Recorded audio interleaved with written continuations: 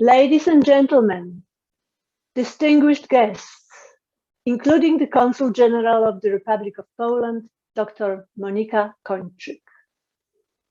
I'm Alexandra Danwyl, the President of AIPA, and I would like to welcome you all to this webinar. First, let me make an acknowledgement of country, which in Australia shows respect by upholding Aboriginal and Torres Strait Islander protocols. So I would like to acknowledge the traditional owners and custodians of the land on which this meeting is taking place, the peoples of the Kulin Nation. I also pay my respect to their elders, past and present. I extend a warm welcome to all our speakers and listeners from Poland and to everyone attending this webinar, wherever you may be around the globe. One of the aims of the Australian Institute of Polish Affairs is to advance knowledge about Poland in Australia and to use and create networks with academic and other institutions in both countries.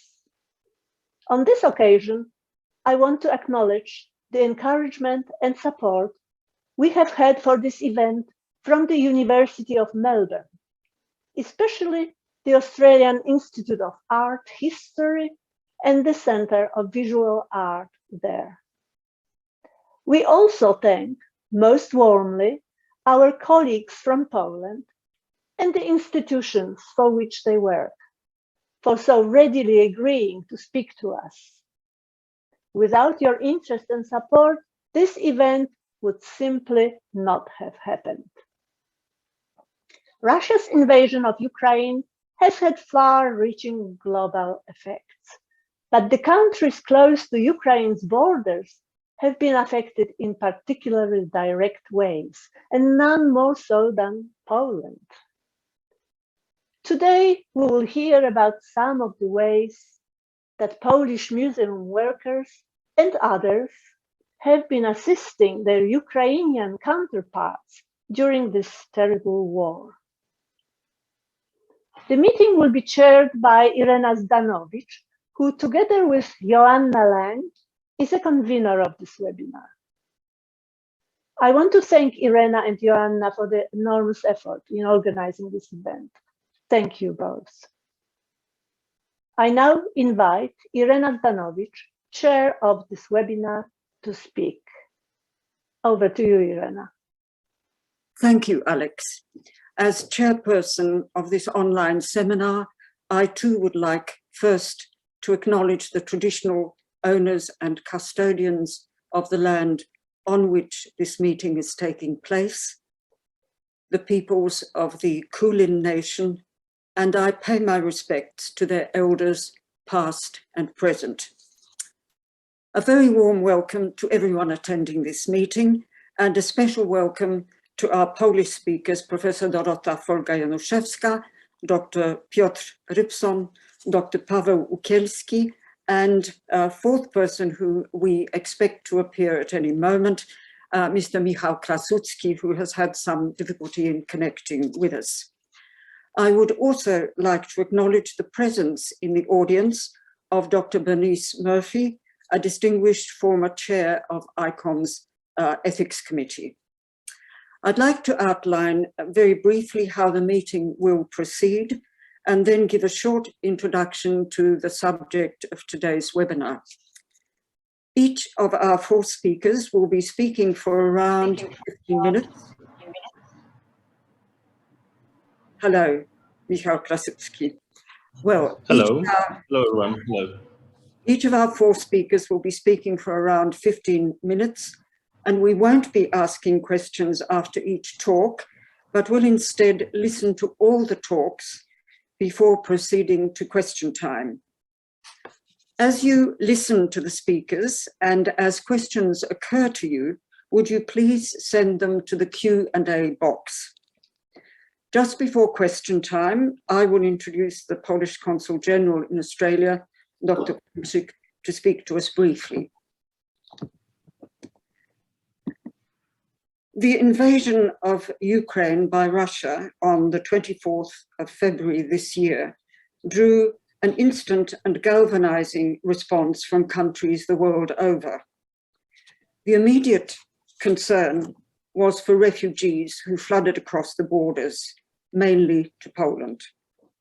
As the bombing continued, more people lost their lives, their homes were destroyed, museums and other cultural institutions were threatened, and some were deliberately destroyed and looted. In Melitopol, in the country's southeast, it was reported that the Scythian treasures in the local history museum were taken away and the director and curator abducted by Russian troops as the two women endeavored to keep the location of these treasures secret. How would we describe the commitment of that director and that curator to their collections? To call it a professional commitment is paltry and totally inadequate.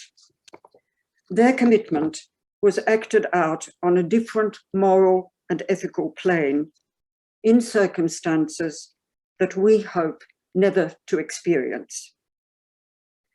It is possible to view the behavior of these two women through a different prism, one that allows us to see that in their attempt to protect the material artifacts, there was also a fierce desire to protect the intangible values and ideas that those objects stand for.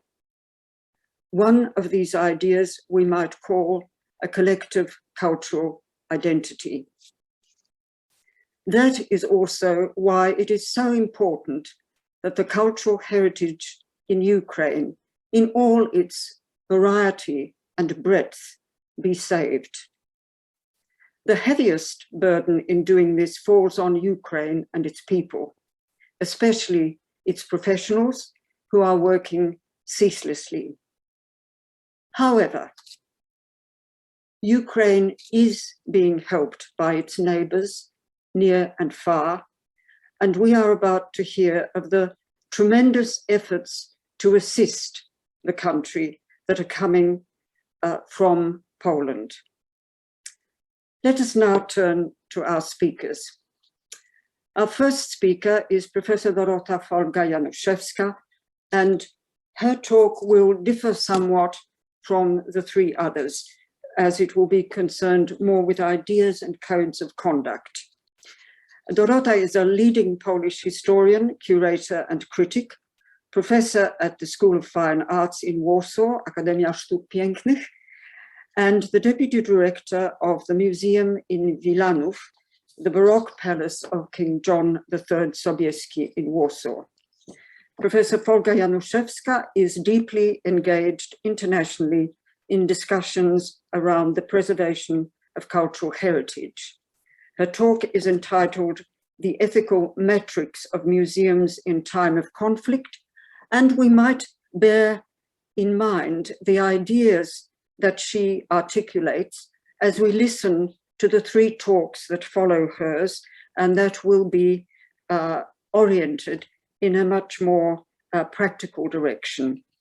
I do have to inform you at this point that Professor Folga-Januszewska will have to leave quite soon after giving her talk, as she has to catch a rescheduled flight. And we're absolutely delighted that you've made it to this online session, Dorota. Please go ahead. Thank you very much for this invitation. Good evening to all in Australia and good morning to all in Poland. What I would like to present you, just a while, it is an idea, or it is rather a sum of reflections born in many other conflicts unfortunately happened in the world. So I decided to turn your attention to the very general problem we are faced with doesn't matter where it happens. So the subject is the ethical matrix of museum in times of conflict. For me, the starting point is, of course, the Code of Ethics for Museums, which ICOM, International Council of Museums, formulated in 1986. And on this ground, the notion of ethical metrics was built. What is in my mind? A source composed of codes, different codes, because we have several ethical codes in practice, and principles and rules, which we should follow when official laws and rules are violated or cannot be applied because of wars or other conflicts. I think it's one of the most important aspects of this ethical matrix for museum, because it's something what should work wherever or whenever it happens. Just to remember several important principles from the ICOM Code of Ethics. It was formulated like principle. Members of the museum profession should observe accepted standards and laws. Should observe accepted standards and laws, very important phrase, and uphold the dignity and honor of their profession. They should safeguard the public against illegal or unethical professional conduct. Every opportunity should be used to inform and educate the public about the aims, purpose, and aspiration of the profession to develop a better public understanding of the contribution of museums to society. Excuse me, Professor, yeah, we still seeing the first slide, so could you start the presentation maybe by clicking the bottom right corner? Yeah, but I'm still changing. Yeah, the presentation hasn't started, so just go to the pokaz slajdów and just start. Yeah. Just maybe once more. I'm not sure if I have. Or just click the button down. Just a moment. And now you see the presentation? We can see all the slides, but not in the presentation mode. So if you could just click on this one, yep. Okay, and now it's changing? No, it's not changing. So the bottom right corner, the tiny icon would be the best, I think. I do it, but it doesn't work. So let's just move through the slides on the side, if that's okay. Thank you. So I will, and this way you see? Yes, this way we can see. So we will follow this way, okay? Sorry. So I stop here. Do you see this main principle of the chapter? Yes, we can see it. Okay. So coming back, I choose three, I think, the most important points from this Code of Ethics working in museum. One of the most, I think, vivid in the situation is professional responsibility. What does it mean, professional responsibility? I think many things which are not strictly formulated, but they are expressed and they are learned when the people start to work in the museum. So this is the ground. And what's happened? Of course, happened many things in the meantime. I put here several photos done in Yugoslavia, former Yugoslavia, and in Syria. These two places were helped and supported also by Polish colleagues and by Polish professionals. And when we observe this photo, one reflection is automatically mind that the Code of Ethics for Museum was formulated in times of deep political changes all over the world, when one might have Do you hear me well? Yes. Okay. When one might have believed that the great world military conflicts were over and wars were a thing of the past, maybe it was for this reason that the text of the ICOM code did not contain such words as war or military conflict. Of course, conflicts have existed in many parts of the world, but it was idealistically expected that they would soon disappear. In Europe, in Africa, in South America, in some region of Asia, however, the opposite happened. In the 1990s, deep military conflicts in the former Yugoslavia revealed unresolved problems of identities in Europe. In the Near East, in West Asia, wars and social or religious conflicts are still present. Peace and human rights are seen as the main issue everywhere. I would like also to remember you a short passage, a quotation from the Hague Convention from 1954 on the right. It is more than a half of the century ago, and more or less the same problem occurred today. And that was the reason that we decided to go to this subject and this problem when we met for the high-level forum for museum in Shenzhen in China in 2016. And it was the first time when I proposed the idea of ethical metrics for museum. And it was interestingly discussed by our colleagues that time from Syria.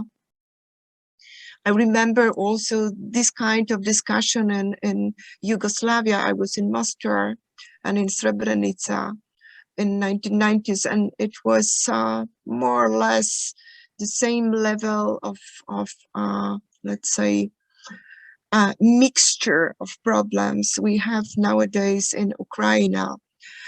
So we were faced, when we discussed the problem in Shenzhen, with many documentation, with different description and forecast of armed conflicts in the world.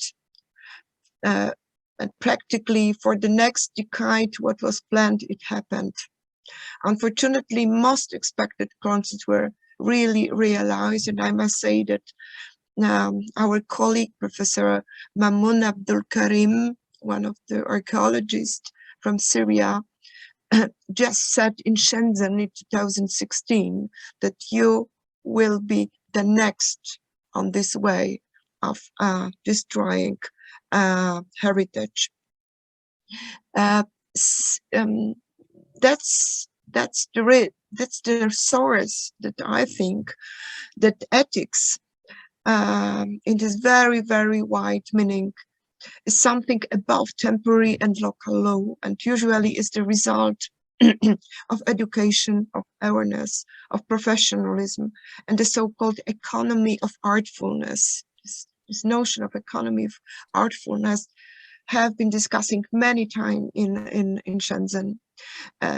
I know this very idealistic attitude functioned more pragmatically in reality than all other regulation, and that this observation is important. So sometimes, especially in the war conflict, we have no time for following rules and principles fixed in law, but when we can describe our ethical attitude, many problems are solved. I've just for a while I would remember that it was a very important report from Syria done 2015 in France, and we can adopt it because many things are repeating nowadays in Ukraine. So today the hot question is, how should we adopt these ethical metrics for museum, knowing what happened in Ukraine in 2014, what is happening today? So I think we are facing with a very difficult challenge and should come up with a very reasoned response. I would propose naming in the ethical metrics, as it was proposed, by which I mean a list of principles for museum professionals, so for everybody, to follow in times of war. This matrix should adapt several existing regulations. And I think that this ethical matrix for museum should consist of nowadays of museums help museums. That's exactly what we'll be discussing today, what's happening in Poland. Heritage first ed system. This heritage first ed system is also existing in many countries. And when we join together, many things might be done. Creation of financial reserve, it's important. Support museum staff, that's obvious, but it must be very systematically realized. And permanent security courses, it is one thing which is, in my opinion, it is still lacking in museum and in many other societies of culture. Security courses is the base what to do in the conflict. I would only remember one publication in this context, with what I found, and I'm still finding very, very helpful. It is a book by Greg Forrest.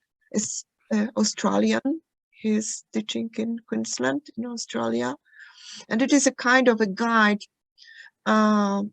starting from Hague Convention, but going through different regulation, different point of view. And if we want to think about the ethical matrix, this kind of publication is very helpful. So in practice, the ethical matrix for museum provides the answers to questions concerning the specific way we can professionally help one another. So how should we arrange the funding or financing? Financing primary and secondary needs. Primary needs, I remember, I understand, for instance, evacuation, transport, safeguards, everything what is happening in situ in the place. And secondary needs might be documentation, special courses. I repeated the special courses many times, because if the people are prepared in museum by the special courses, they are functioning on the other way. Of course, disaster benefits, everything. So this funding and financing must be turned to this direction. Of course, we ask how do we respect human rights when all rights are violated? That's very important also when we think about ethics. How should we document loss and damages? And where should data be transferred when digital attacks run parallel to physical attacks? This documentation is done nowadays. Today we're receiving in UNESCO and ICOM 2, 3, 4, sometimes more than 10 information daily, which is documentation of damages in Ukraine. And of course, we may ask, how can we assemble an international museum security group for times of conflict that would operate safely? This kind of group exists, but on a rather informal way. So summarizing, and at the end, remembering, with the COVID-19 pandemic aggression, we have been given a very important lesson, and maybe it was a sign from the upper side before this war. There are no borders if we are determined to communicate, and even if these borders are artificially created by politicians, and they are, of course, we are ethically obliged to overcome them. So, terminating this short speech, now is the time to practice how to do it. Thank you very much. Well, thank you very much, Dorota, for giving us this very concrete background of ideas, and also of incidents that have happened very recently. And these are issues that we have to digest as we listen to our 3 other speakers, and later as well. They are all very important things. Thank you very much. Our next speaker is Dr. Piotr Rypson, who is the current chair of ICOM Poland. He is adjunct professor at the Polish-Japanese Academy of Computer Technology with a special interest in new media, and a curator at the Jewish Historical Institute in Warsaw. He is former deputy director at the National Museum in Warsaw, where he was always also for a time director. He speaks to us now as chair of ICOM Poland. Thank you, and go ahead, Piotr. Thank you very much, Irena. Hello, everyone. Thank you for inviting me to this meeting. I will switch immediately to the presentation, and I hope it's going to run smoothly. So I hope you see it, and that the screen moves ahead as it should. So I'll be very practical in my presentation. We at ICOM have reacted here in Poland immediately to the crisis created by war. I keep on hearing my voice. Okay, by war which was launched by Russia on Ukraine. So already in February we started to discuss how we should help with the limited resources that an organization such as the National Committee of the International Council of Museums may have at its disposal. And since refugees were arriving to Poland in rising numbers, right now I think it is well over 3.5 million people that fled from Ukraine. The numbers shift because some of the refugees are coming back to the country. We decided to focus our help on efforts on the refugees that are coming from our profession, which is museum people, and that in this situation meant mainly women, and very often women with children. So our consideration was not only to help them financially to settle in the first days or months of their stay in Poland, but also to prevent professional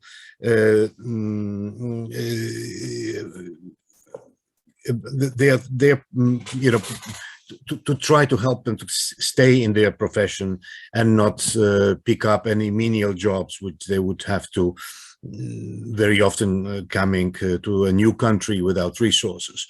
So we decided to create grants, 3-month grants of around 650 euros per month for the duration of 3 months. We've the main tool that we had actually was our international network. ICOM Poland, like many national committees, does not have significant resources at its disposal. We basically have the funds coming from our members, which then later go to Paris to our mother institution. So we went around the globe with a hat. To the extent we could, and having the resources for PR information and so forth, and we were very successful. The museum community worldwide was very helpful. First, we received some funding from the Secretariat, from the office in Paris, to start a micro office. We needed a person who would speak Ukrainian and write Ukrainian, as well as Polish and English, that could act as the hub for our operation. And we had a couple of tasks that we had to face. First of all, we didn't know where are the museum people that fled to Poland. So we had to identify the needy. Then we had to gather the financial resources and create also this whole framework for launching such an operation, which means, paperwork, agreements, contracts, etc., etc., etc., and the legal aspect of that. Plus, we had to conduct an information campaign about the whole venture in order to secure some funding for our grantees.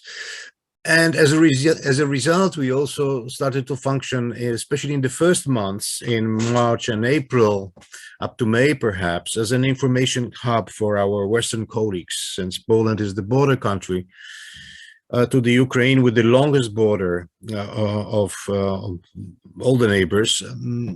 Of course, you know, the influx of information was quite big. We had a lot of contacts in Ukraine with our colleagues from ICOM, from the Ukrainian Institute, from universities, NGOs, etc., etc., etc. And this information hub was important to a certain measure to identify the needs, in particular in museums in the country, where direct help from the museum community in Poland and abroad was launched, trying to provide necessary materials, from all sorts of assistance that could be carried out at this moment. Up till today, this is an old data. We've managed to distribute 20 grants to 20 people who are in the process of receiving our financial assistance for 2 months more or so, and there is more people applying. So this action is not over, and since we don't know how long this war will continue, but it doesn't look good. It looks that it's going to continue for quite a while. Plus, a lot of people will not have the possibility to return to their professional places because those places may not exist, like in Mariupol and other cities. We will definitely continue this help action. We were not alone. There was a coalition, and there is a coalition of Polish museums that organized more than 2 transports by now to Ukraine with packaging materials or things necessary to evacuate artworks and cultural heritage. Also, some individual institutions that had long-term partnerships with their Ukrainian counterparts and colleagues did their best to help, especially on the eastern border of Poland. And also the Warsaw City Conservator, who is present with us, Michał Krasucki, was very important in this respect. I'm not going to develop on this. He will, I'm sure, talk about this part with great expertise. And the government help started to be dominant in this respect. First, we had a lot of activities that were continued and carried out by individuals and by citizens. Government help translated into systemic help and assistance that was the responsibility was given to the National Institute of Heritage. This is a government agency that is under the Polish Ministry of Culture and National Heritage. And they started with a very methodic approach to help, hiring, having much bigger financial resources. They employed some people in Ukraine to help them map the necessities, and this was the crucial element because a lot of help in the first stage was misdirected, since we were not aware who needs what, and Lviv, which is the nearest city to Warsaw, at a certain point started to overflow with all sorts of materials for museums. The National Institute of Heritage, which launched a specific center for help for culture in Ukraine, organized numerous transports and helped directly over 35 institutions, and is working also on issues concerning illegal export of cultural heritage. So it is cooperating also with ICOM on the red list. and of course is acting also as an information hub. Now, to give you an idea about the size of destruction, and this information is probably 2 weeks old, so it must have changed in the meantime. So there is over 350 different various monuments and cultural sites that have been damaged or wholly destroyed, including archaeological monuments and sites and museums and reserves, memorials, and institutions of culture such as theaters and cinemas and libraries. In June, UNESCO has verified certain amount of these damages on site. As Dorota was saying, these things are documented by different parties in order to not only assess the scale of damage, but also to build cases for future legal proceedings. And as main takeaways for this presentation, I would like to say that we have to understand that the Russian aggression, which takes the form of total war, addresses and targets cultural heritage, and it's what we call in Poland, it's animators, people who are professionals in the field, as war targets.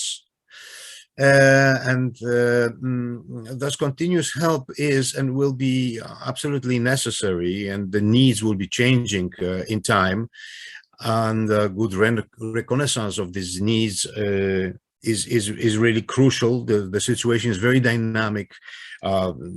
Since a week or so, I think it's the Ukrainian army which took over control of the borders, which creates a different situation with transport and so on. And we should think ahead, as Dorota has also mentioned, on specific funding that will be created not only to rebuild Ukraine as a country and economy, but also a special separate fund, I think, should be created to rehabilitate and rebuild the cultural institutions, and also to retrain or train the staff, which will be very necessary. It's sad to say, but such dramatic moments, they also offer a chance for modernization. And so rebuilding and rehabilitation should be really planned at this moment and also calculated in terms of financial needs. And finally, our colleagues at the National Institute of Heritage are working also on creating a whole set of legal instruments, and so does ICOM International, to eventually reclaim robbed artifacts that should be returned to the Ukrainian state. And that's all I had to say for today. Thank you very much for your attention. Thank you.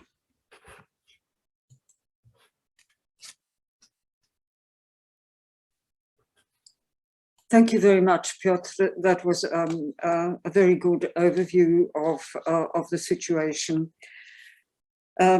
We turn now to Paweł Ukielski, the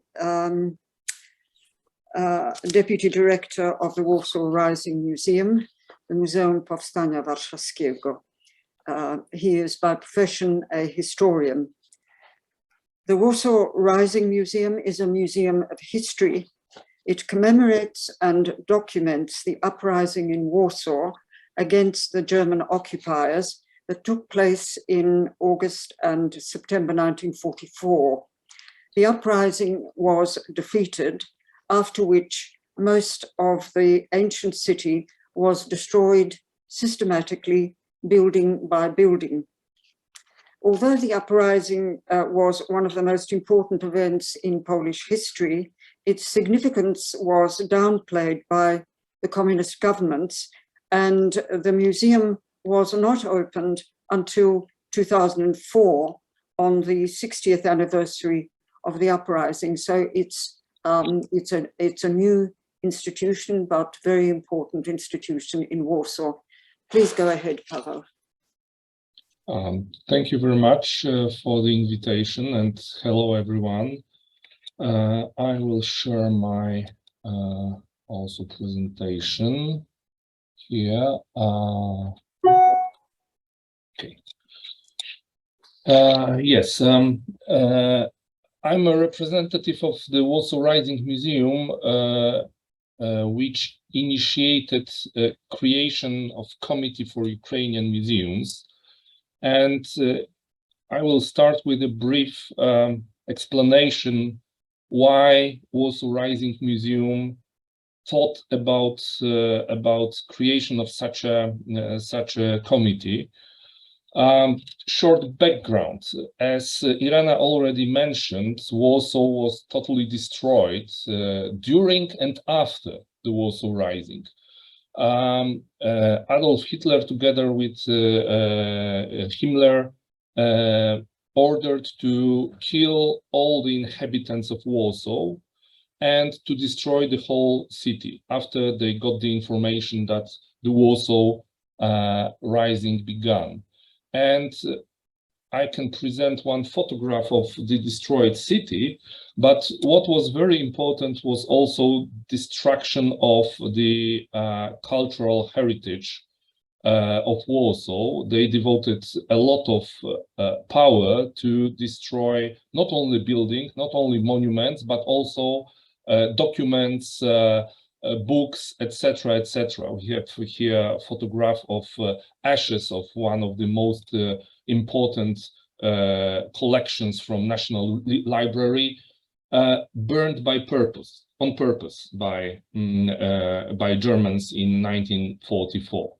Therefore, and we are a museum that is devoted to the Warsaw Rising. So therefore, when we heard Vladimir Putin on 21st of February, 3 days before the war, that there is no separate Ukrainian nation, that Ukrainians are part of Russian nation, that the Ukrainian state is artificial state, we very soon realized that the war that began on 24th of February with Russian aggression on Ukraine would be not just a military operation, but it will be total war with a huge danger of destruction of cultural heritage on purpose. So if the Ukrainian nation does not exist,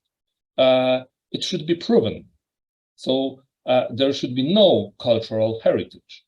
Therefore, after the first shock, we understood that we have to act to support our Ukrainian colleagues with protection of their heritage, protection of their collections. And on 1st of March, we created Committee for Ukrainian Museums. The first step was to contact with our colleagues. We had some contacts. There were many other institutions that joined our committee. Almost each of them had their own contacts, personal contacts, institutional contacts with the institution on Ukraine. And first step was to ask our colleagues, what do they really need? Our assumption was that the most important would be digitalization. But what appeared that the first need was to get some preservation materials, packaging materials, even very simple packaging materials. The needs were very big.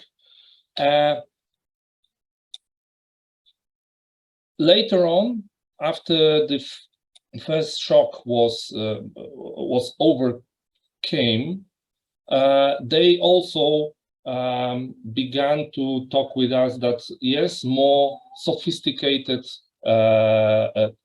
things are needed. So later on, they declared that yes, digitalization is also very important.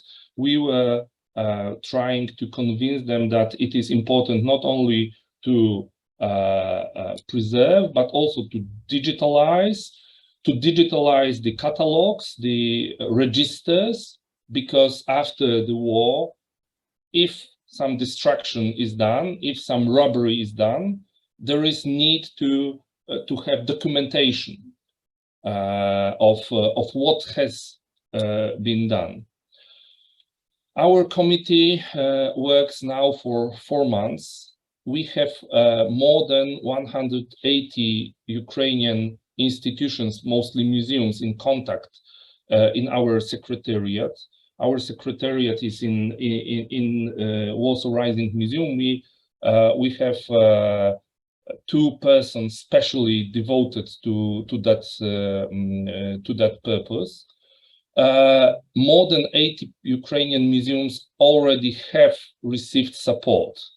The number is still growing, both number of those who are in contact, because once they got the information that the support is really delivered, they try to contact us, they try to tell us what are their needs, and we try also to extend our support. Our committee members are from Poland, but we have, I would say, support from all over the world. Just to give you a few examples, we have American support from Metropolitan Museum, Museum of Modern Art, from Switzerland, Stiftung für Kunst, Kultur und Geschichte, National Library of Estonia, of Latvia, European Parliament, ICOMOS, International University Museum of Bergen, Blue Shield Denmark. So many institutions all over the world supported our action. We already delivered 6 transport to Lviv. We have very close collaboration with the Center to Rescue Cultural Heritage in Lviv, and they are our main partners, operational partners in that. So then they are delivering our transportations, our materials to other museums all over Ukraine. So far, we delivered more than 150 pallets of different, very different tools, materials, packaging tools, equipment for digitalization of collection, fire extinguishers, which is, I would say, the most difficult thing to deliver. I assume Michał Krasucki will confirm, because it's special transportation. It's not just normal transportation that could go through the border, but it's a special transportation of fire extinguishers. But we also collect money for that purpose. We try to collect money and to spend them on territory of Ukraine. It is much easier to buy equipment on the territory of Ukraine than to sometimes to transport it through the border. So all the money collected for that purpose was spent on Ukraine, mostly on equipment for digitalization of collections. So this equipment was still available in Ukraine, and we decided to buy it there. The second part of our activity, money activity, was to donate for the reconstruction of the regional museum in Kharkiv. Of course, it is not the reconstruction of buildings bombarded or something, but some of them have just broken windows, broken digitalization equipment. So we try to support them in that manner. Here is a small map where the support from the committee was delivered. As I already told, it is about more than 85 institutions, most of them in the Western Ukraine, but we reached even very much to the east, to Kharkiv, to Zaporozhye, to Dnipro. So we try to deliver our support all over Ukraine. We have very close relations with one institution in Kharkiv, where we had our exhibition for 5 years, and for a long time we didn't have possibility to reach them. So after 2 months, when finally we got the phone call with the director of the museum, it was extremely a happy moment in our activities. Yes, here we have some photographs from deliveries from the committee to different places. We have also a photograph of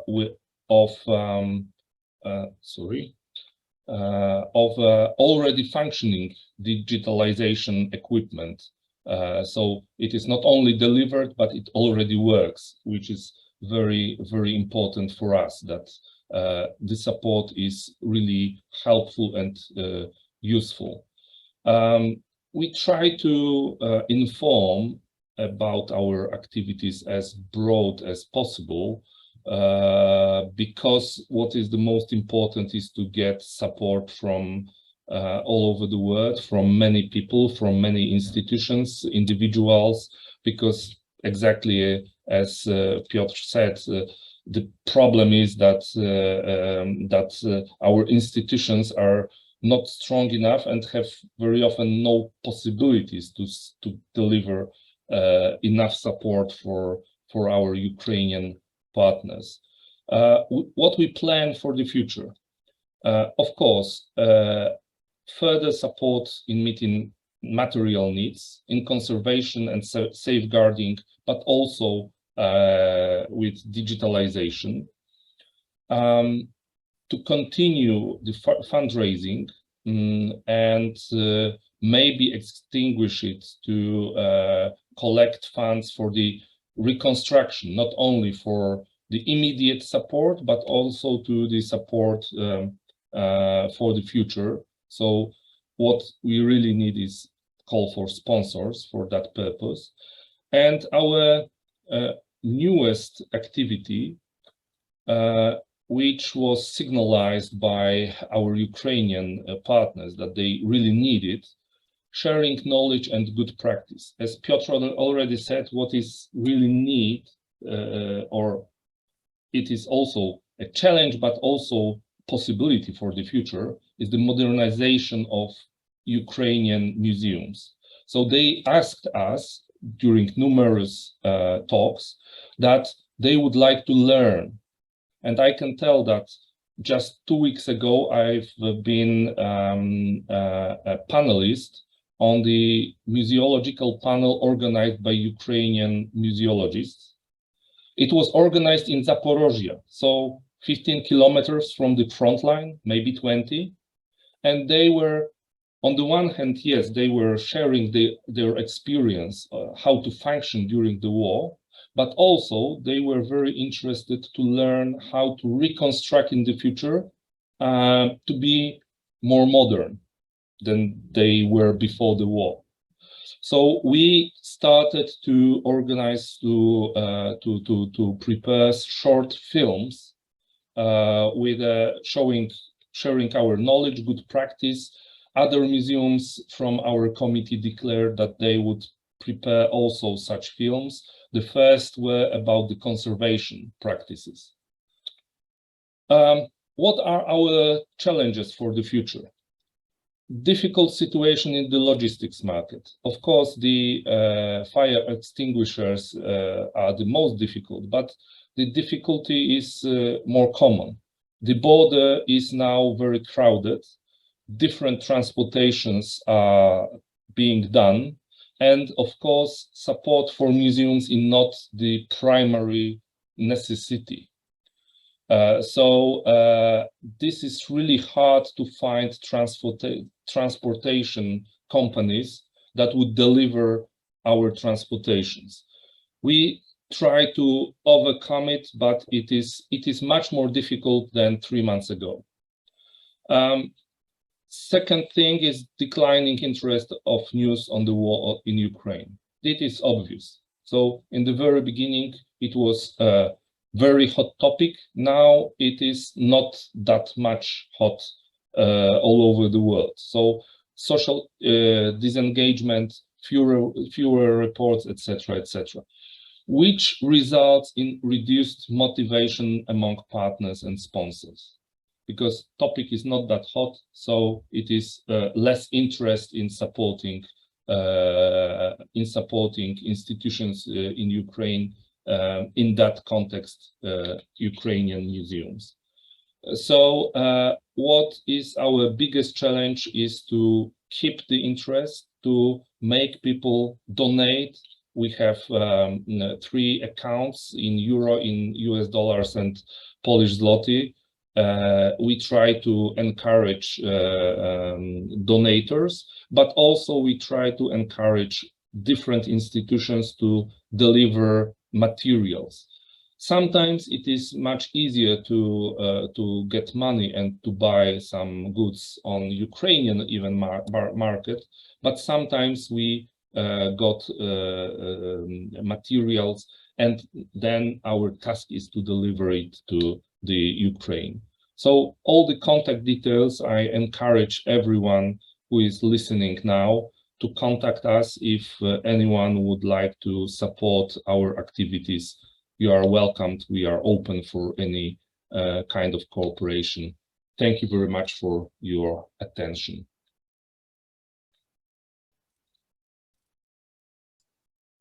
Well, that has been a very comprehensive account of what you've done, and also the challenges that you face. Those are very clear. Thank you very much. Your work has been so impressive. Thank you. We turn now to our last speaker, Michał Krasucki, who is an art historian by training. He is the dynamic director of the Capital City Heritage Protection Department, the capital city being, of course, Warsaw. Since 2021, he has been the Warsaw Mayor's Plenipotentiary for UNESCO, and he's also the regional coordinator of the Organization of World Heritage Cities. We look forward to hearing what you have to say, Michał. Hello, everyone. Do you hear me well? Yes, yes, we can. Okay, great, because I use another microphone. So at the very beginning, thanks a lot for the invitation, and it's also an opportunity to me to share with you with maybe some thoughts and not only report, but my last recent thoughts on what should be done right now. Also regarding what Paweł Ukielski and Piotr Rypson said, because the situation is being changed a lot, and it's changing every time. And what we've noticed even 1 month or 2 weeks ago, it's not actual anymore. So also in the perspective, I'm speaking also in the perspective of needs of our Ukrainian partners, but also methods, or maybe some even logistics, which is not so easy right now. Much harder than it was at the beginning of March. I don't have a presentation, but I would like to share with you with some photos. So I will share the screen right now. Okay. So at the very beginning, I will speak right now on behalf of the mayor of the city, but also on behalf of my office, which, as Irena mentioned, is the Heritage Department of City of Warsaw. So my role was very specific. I had to join a few societies, Society of City Conservators, Society of Architects, urbanists, city authorities. So it was my main task at the beginning of the war. And just in few days after the war began, we organized the first meeting with city conservators, with our partners from the Ukrainian side, which is actually quite important to understand the quite complicated structures of the heritage protection system in the Ukraine. It's on many levels. I mean, also on the city level, on the state level, something between. So we had to define our partners at the very beginning, but even with it, many people join us just very spontaneously. So our platform raised, and from the beginning of March, every week, every Friday, even tomorrow, we organize such a meeting, gathering many Ukrainian cities. I would mention Lviv, Kiev, Zaporozhye, Chortytsa, which is also the part of Zaporozhye, but an island as a museum island. Czernice, Chernichov, Kharkiv, Trościaniec, so the part of some region, Dnipro, Łódzk, and also many others. I've just mentioned those who are the most active during our meetings. And this platform gave us the most important thing. So our Ukrainian partners could share with us with their needs, with their thoughts, with their actual notices. So through this platform, we do every week actualization, which is absolutely important. And I would also mention this platform at the end of the presentation. For example, right now, tomorrow, we will discuss how to find solutions to help this transport system, because what Paweł Ukielski said is really a crucial problem, but not only because such help, such support for museums and also for cities is not treated as a humanitarian aid anymore, but also because Ukrainians change the rules of this transportation process, and maybe not the law, but the law is the same, but they started to respect their own law very strict. So it's absolutely hard right now to transport whatever you want. I mean, it doesn't depend if these are extinguishers or mineral or some boxes or even 3D scanners. But the point is, we have to find individual partners on the Ukrainian side, and they have to send requests confirmed by the military administration with the stamp on the paper, and then they should come to the border, and two sides should meet with this paper. So it's much more complicated than it was at the beginning. But it's just, for example, how do we try to find solutions for every moment, for every problems.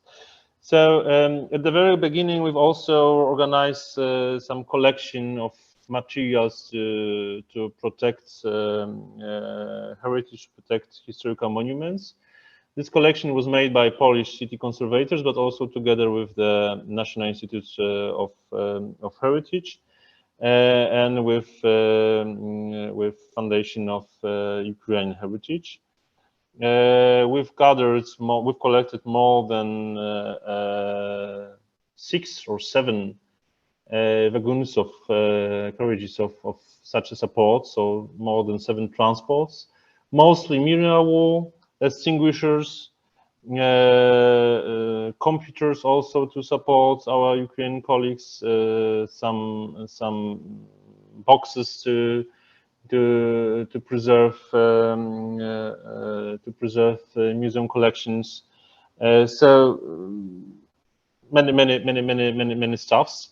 As Paweł Ukielski mentioned, at the beginning we had a problem with extinguishers because military services, military administration treated this as a special transportation, but actually then we know how to we found some bypass, and now it works. So this transport were being packed in our Warsaw hub. Sometimes we also had to repack other transport coming from other European cities, also from ICOM, from other funds. For example, Prince Claus Fund or Ali funds, they used our hub just to as a kind of broker, and we had to repack the transport and send it to the Ukraine through Medica, and then it was on the board. It was repacked onto the train. Now, unfortunately, we have some problems with this transportation because, as I said at the beginning, rules have changed, and maybe not law, but rules have changed, and we have to use some special individual solutions just to provide every individual transport, which is extremely problematic. Of course, it was very exhaustive, this first phase of our support. All you see at these photos, except these two, this was support collected by Polish conservators, but on these two photos you also see this transports delivered by Prince Claus and Ali Foundation.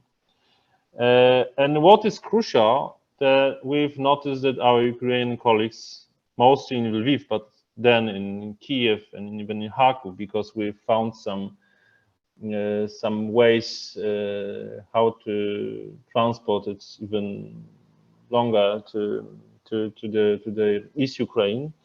What was crucial, it was that we've noticed that they receive this support. So it's important that at the end of the way we see that it goes where it should be used. Another problem, and maybe another transport that we've made, was the transport of sandbags. More than 70,000 sandbags given to city of Kharkiv, given by Kraków, Wieliczka, and Warsaw, just to support, to protect all monuments. As you see, and also as Paweł Ukielski mentioned, the war is not a normal conflict, and war started by Russia is also war against cultural heritage.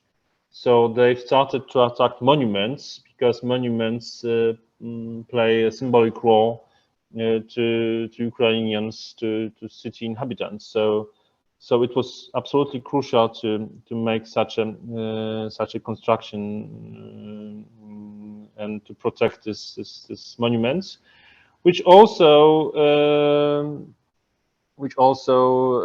remind us the same methods that have been used during the Second World War. If you know the photo of Milano during the Second World War, you will in the Last Supper you will find some similars.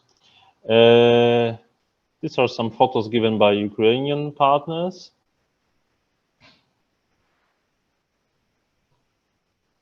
Also other method to protect monuments. It was made in Kiev with our colleagues from Baalbek company. Baalbek is an architectural company, and it was designed by them, the special construction just to adapt it to the form of the monument. I don't know whether it works or not because there were no missiles in the closest neighborhood, but hopefully it will maybe stop some shellings. Yeah, but now very sad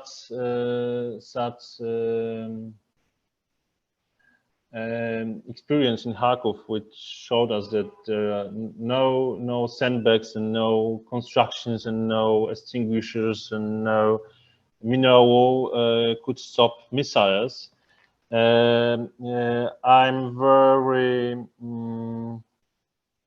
not sure about if this official report given from the Ukrainian side, the Ministry of Culture, about destruction on the field of cultural heritage expresses the real destruction that was made by Russians. Because if we get back to the presentation of Piotr Rypson, then you will notice that they've mentioned about 30 or 80 historical buildings, which is of course not the only true, because these are the most important buildings noticed by the Ministry of Culture. But finally, and at the end of the day, we consider that the whole historical centers of the cities have been destroyed. As you see on these photos, I'm absolutely sure that such buildings like on the right or the left side haven't been noticed at this list. So they are not, they haven't been included onto that list. So we have to make some remark that probably it's more than thousands of historical buildings. These are some cities photos from Kharkiv, which show the historical center. From most of them were made on March and April, but recently Kharkiv is also under shelling, very hard shelling, and missiles are going there every day. And I have some recent photos at the end of the presentation. So just to be honest, I don't believe that sandbags or some material stuffs can protect prevent this building, prevent missiles. But maybe such a support also plays another role, showing Ukrainians that they're not alone. There is another way to protect buildings, but I will tell it at the end of the presentation, which is now crucial point that must be done in the Ukrainian cities, not only museums but also in the historical centers, which some of museums, of course, are also in the historical centers of the cities. Also, more photos from Kharkiv.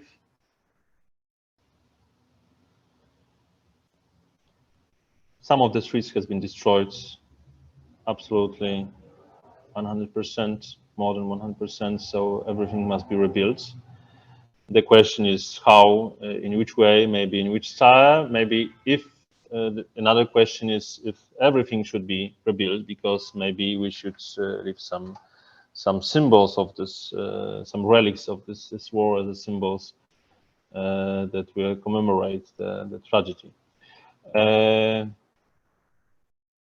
Some other photos, the building of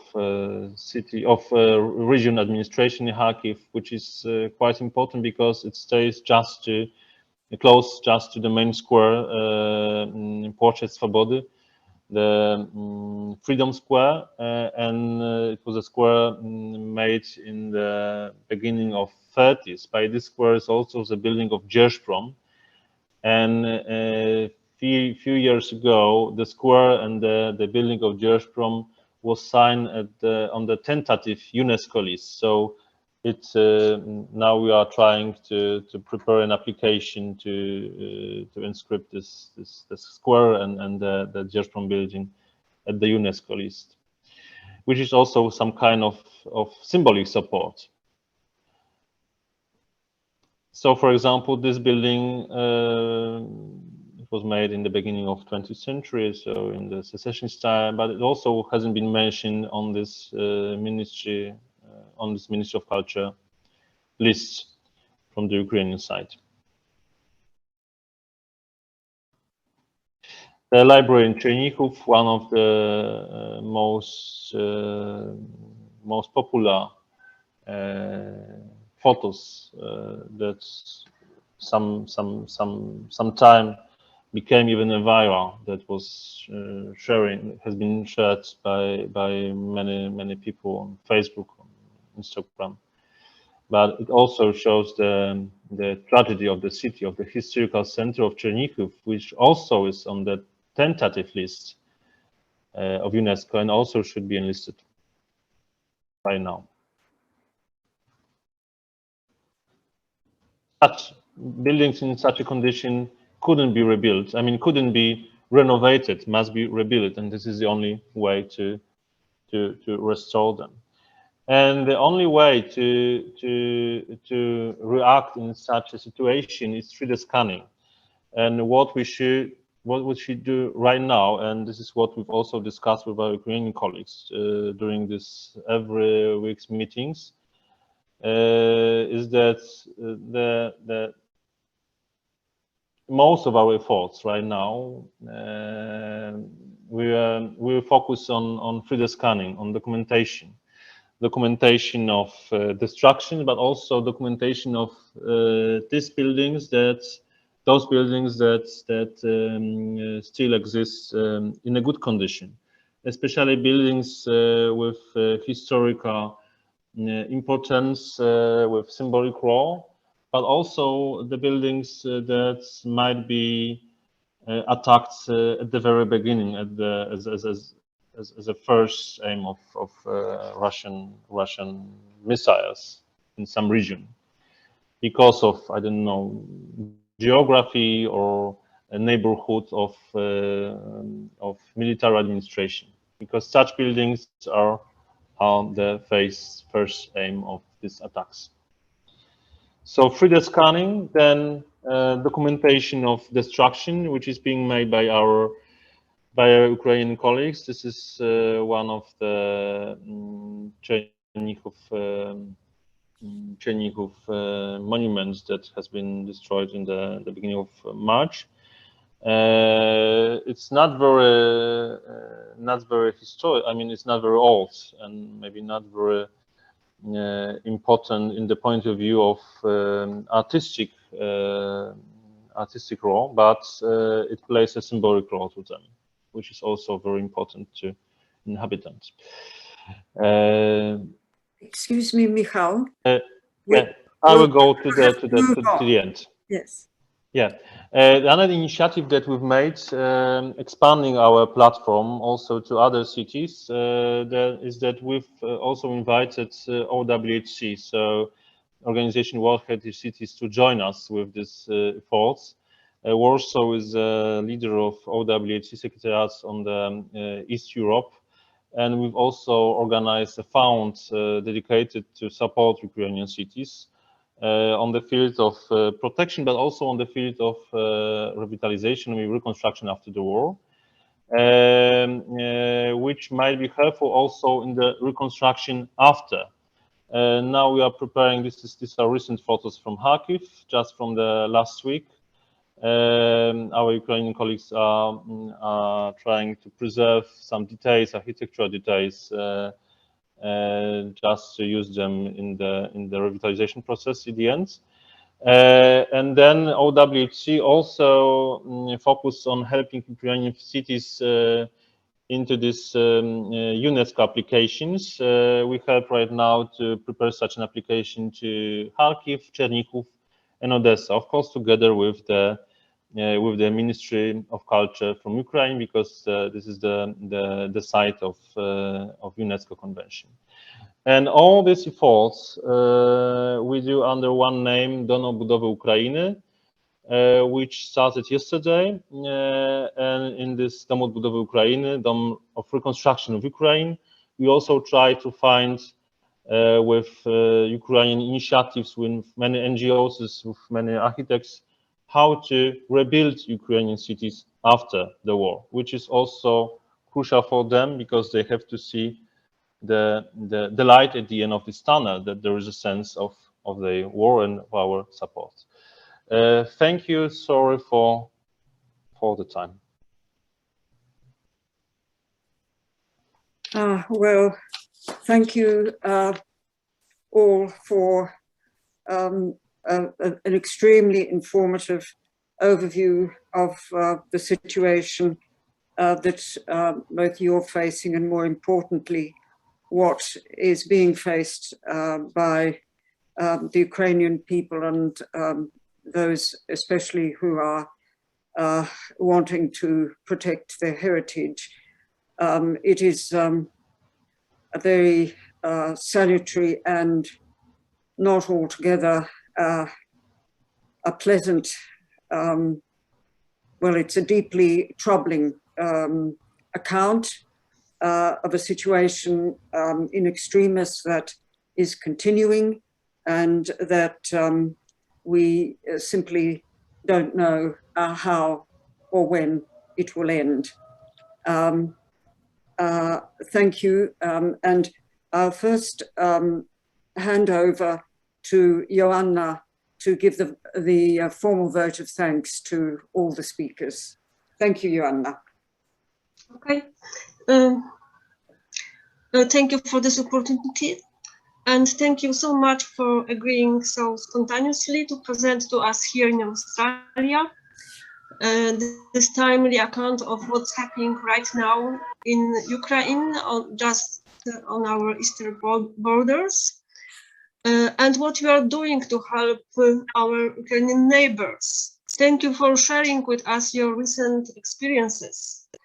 You have made us see clearly that Ukrainian heritage is part of the values we all hold in common. Speaking personally, I would like to thank my dear friends and colleagues from the Warsaw Rising Museum. I'm so proud that you react so immediately to the war and that you act so successfully with your assistance. As Professor Dorota Folga-Januszewska has told us in her opening talk, even facing conflicts like this one, where basic human rights are ignored, we must do all we can to protect the world cultural heritage that has been passed down to us through the ages. This heritage is not confined to the one country or another, but belongs to all of us, and we all have a responsibility for it. On behalf of everyone here, including our audience, I would like again to express our great gratitude to all our speakers from Poland. Finally, I would like to thank our wonderful moderator, Irena Zdanowicz, who came up with the idea of this webinar and who has put so much effort to organize it. Thank you, Irina. It was a pleasure to work with you. Thank you very much. Thank you, Joanna, and thank you to all our speakers. I would now like to introduce Dr. Monika Kończyk, the Consul General of the Republic of Poland to Australia, who will be speaking to us briefly. Welcome, Dr. Kończyk. I hope that you can hear me. Good morning and good evening, everyone. It's a great pleasure to talk to you about Polish help to Ukraine. 5 minutes only.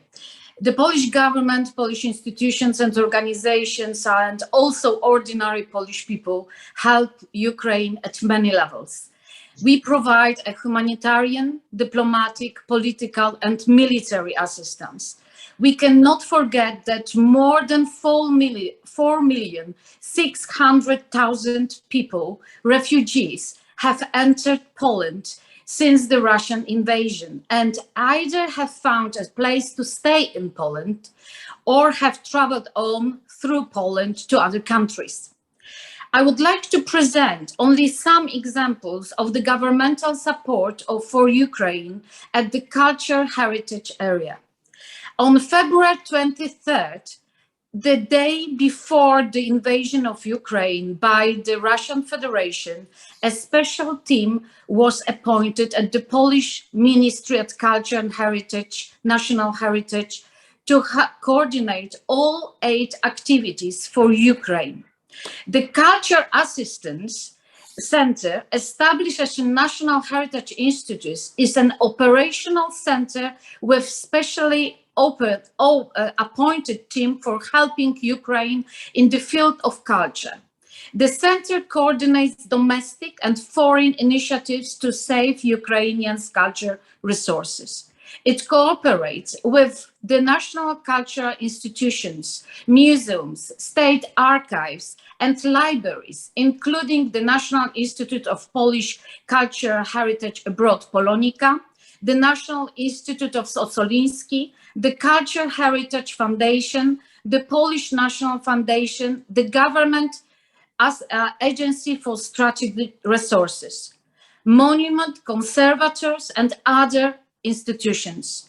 In total, an assistance to over 100 Ukrainian cultural institutions has been given as the result of the work of the center.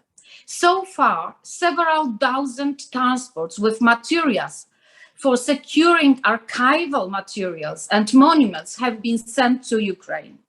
The Minister of Culture and National Heritage, Professor Piotr, is in constant contact with the Minister of Culture and Information Policy of Ukraine, Alexander Tkachenko.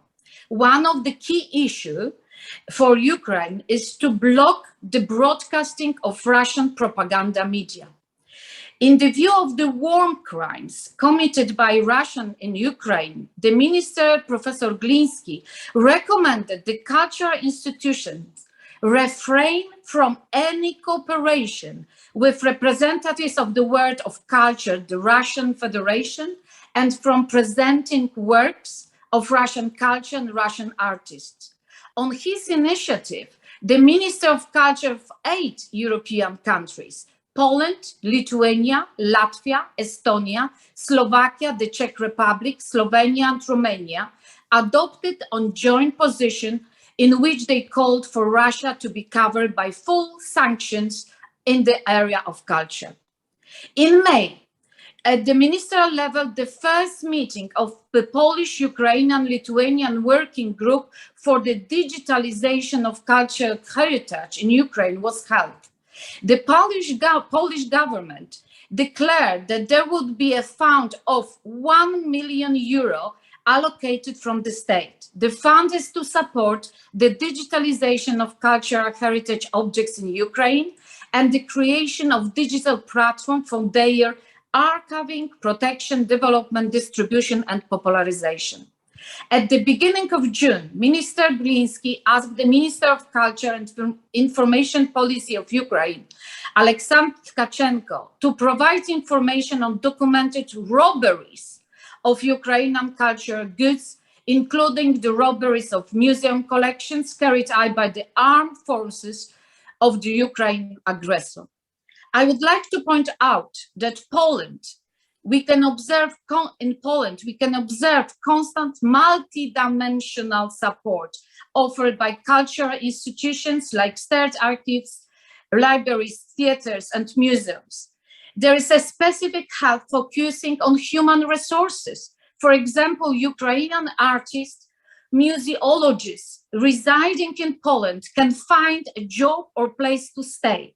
The National Institute of Music and Dance has launched a special program of free psychological help online. Various exhibitions, shows, concerts, workshops, trainings are organized for and with Ukrainian artists. Additionally, artistic schools in Poland accept Ukrainian students and support them financially. There are many supports Ukraine. Thank you very much for your attention. Thank you, Dr. Kończyk. Thank you. Now, we've reached our time limit, but which is 7:30. However, we do have several questions that I'd like to read out to you, if we can just have a few more minutes longer. One question is, has there been any evidence of deliberate looting on large scale of heritage and museum collections by Russians, rather than just the destruction of such items? Well, if I may have answered this shortly, the Ukrainian Ministry of Culture has been asked to provide such documentations, and we've also asked our Ukrainian colleagues at the Ukrainian Institute to provide such documentation, as this will be a key information that will allow to take legal actions for war crimes and not collateral damage, which happens during the war. But we haven't received such information yet, and maybe Michał has a more accurate information on this. Michał, do you have anything to add? Yeah, I mean, for now, I have just the information that such a documentary is being prepared. I mean, we still don't have such a list, and that's a huge problem that we're facing on every day. And so sorry, I don't know if this answer you're interested in. Yes, well, thank you. Another question is: are there any collections which were evacuated from Ukraine abroad in order to keep it safe? The problem with such a question is that we probably cannot answer officially, because evacuating collections is not what we are trying to promote, because it's very, very delicate, especially in the situation of Polish-Ukrainian history. Because and this is what we, at the very beginning, we are aware of, that we cannot underline such a support, because it might be used by the Russian propaganda, which will show that we are evacuating some collections just to put it in Polish museums. But unofficially, probably yes. But what we know for now is that Ukrainian friends are trying to find safe place by their own in the Ukraine, still in the Ukraine, and it's being done right now, not using international transport. Yes, we have seen an example of this in Waldemar Januszczak's film about the museum in Lviv, which was very interesting. Well, I think we've gone well over time, and I would like to thank you for your efforts, especially the speakers, for continuing and for being present, and for the marvelous information that you've given us. We admire immensely what you are doing, and we wish you strength in continuing it.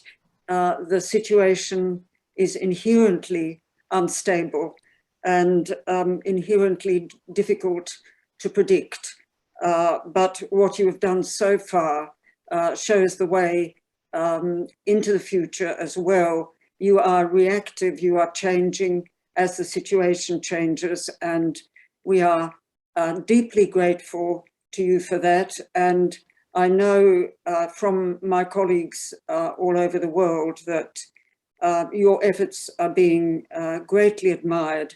So thank you very much indeed, and I hope we can keep in touch. Thank you very much. And thank you. Good evening. Thank you very much. Goodbye. And goodbye to all our listeners, of course. Thank you for attending.